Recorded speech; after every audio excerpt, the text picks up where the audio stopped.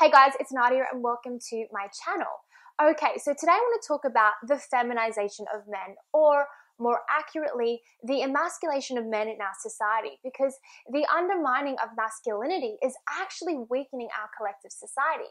So there is definitely a war being waged on masculinity, and it's coming from establishments who are in desperate attempt to disempower and emasculate men, because it forces women to become dependent on the state.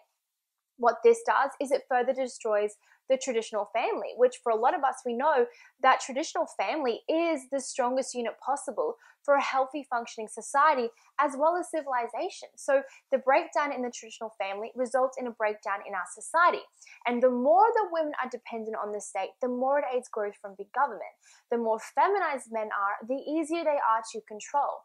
See, strong, masculine men who know how to lead and who think for themselves are a huge threat, not only to governing bodies, but also to our politically correct world. I also believe that globalists are contributing to the emasculation of men, and this is really evident when we see that it's mostly men who are behind the media, the TV, and the radio ads. And 80% of that programming is targeted at poisoning men's minds. Our PC culture is also aiding in the emasculation of men. An example of this is it just seems that the white male in today's society cannot express an opposing viewpoint on anything to do with the marginalized group without him apparently showing his privilege. And I do believe that this is an intrusion and stunt by feminists and liberals to silence free speech as well as emasculate men. A lot of feminists think that men's opinions have no value, so they're often silenced and socially ashamed, especially when they are expressing an opposing viewpoint. And we've all seen this many times. When a man expresses an opposing viewpoint in today's society, he's often told that he is a misogynist, a bigot, a sexist, a racist, again, as a way of emasculating him and silencing free speech. I also think that there is a war being waged on masculinity when it comes to black men. Here is a perfect example of how the media propagates breeding more emotionally feminine black men, which, as I expressed before, they are easier to control. This is Charlize Theron with her son. This is an adopted little boy, and as we can see, he's dressed like a girl. This is the kind of emasculation I'm talking about. This is the kind of feminization I'm speaking on, and the dangers of little boys growing up without the foundation of a strong masculine role model. What's also really disturbing and emasculating is how it's become socially acceptable to call men stupid, sexist, a dropkick father. But when the roles are reversed and all hell breaks loose, we even see the same on sitcoms. You know, the female character often gets away with calling the male character stupid or lazy. And so what's happening is we've actually become numbed not only to the emasculation, but also to the sexist portrayal of men in our media. So sadly, the message that a lot of young boys are getting from movies and TV shows is that men are idiots. Men are not portrayed as strong leaders that are eager to get married and raise strong families. Men are portrayed as idiots who love to party and who are only interested in chasing sex and money. And it's even worse for fathers. Fathers in sitcoms and movies are often portrayed as these spineless, lazy, overweight, docile men that seem to always need the help from the female superior character. So men being emasculated not only serves as a threat to our traditional society, but also to our economic future. Our country needs masculine men because men have always been the protectors and providers of our society. Men are the ones who keep the country safe and under control. So without men in control, the world is both dangerous and dysfunctional.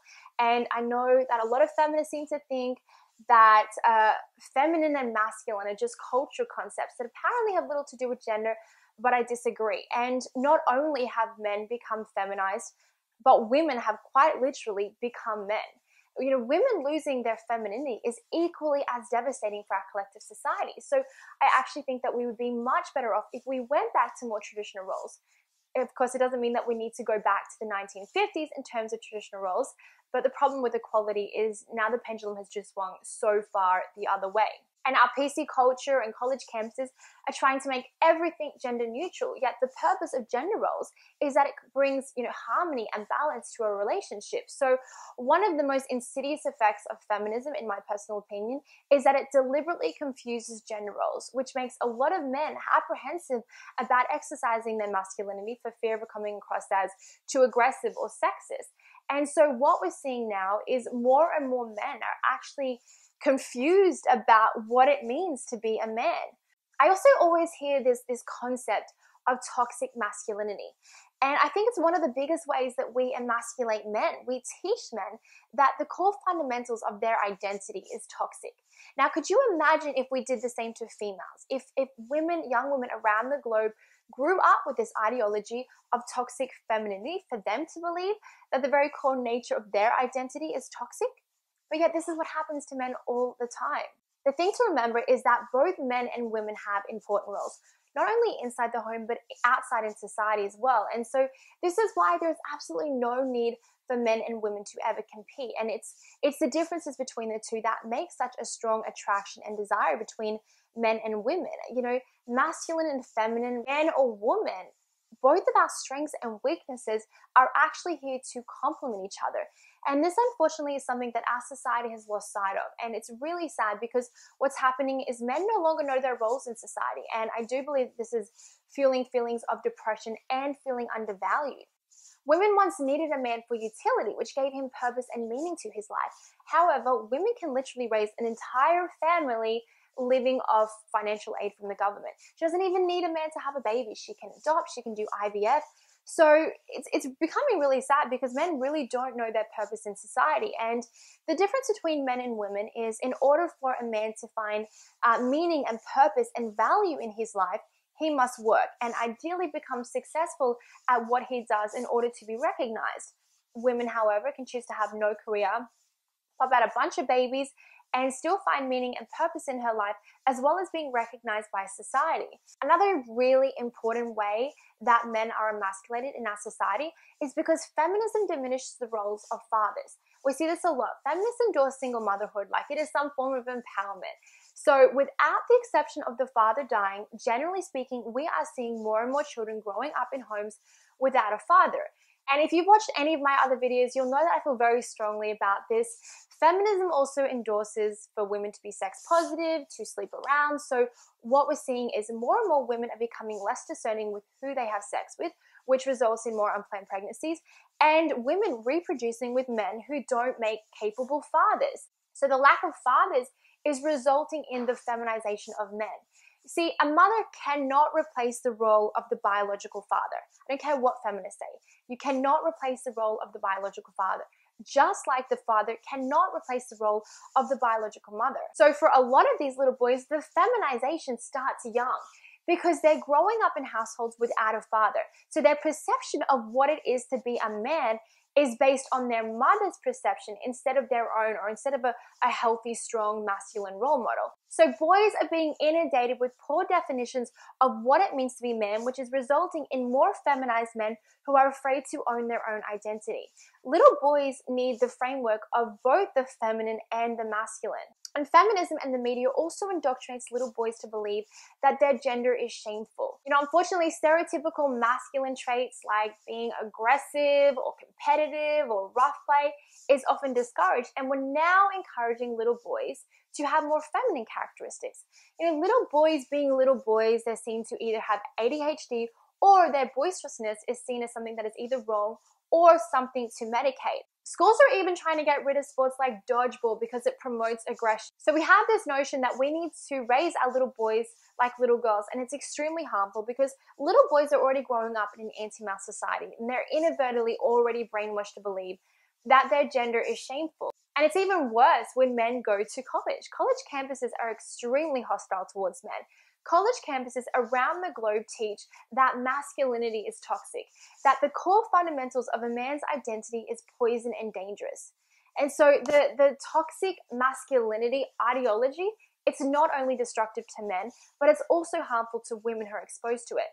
It just seems that in our PC culture, in our anti-male society, that in a lot of ways men also can't win. Even when a man speaks to a woman, he's accused of harassing her. When he looks at a woman, he's now objectifying her. When he's in a relationship with her, he's now oppressing her. And I just think, I know this may sound far-fetched to some people because I often get accused for stereotyping, but it just appears to a lot of feminists that if you have a penis, you are automatically a bad person.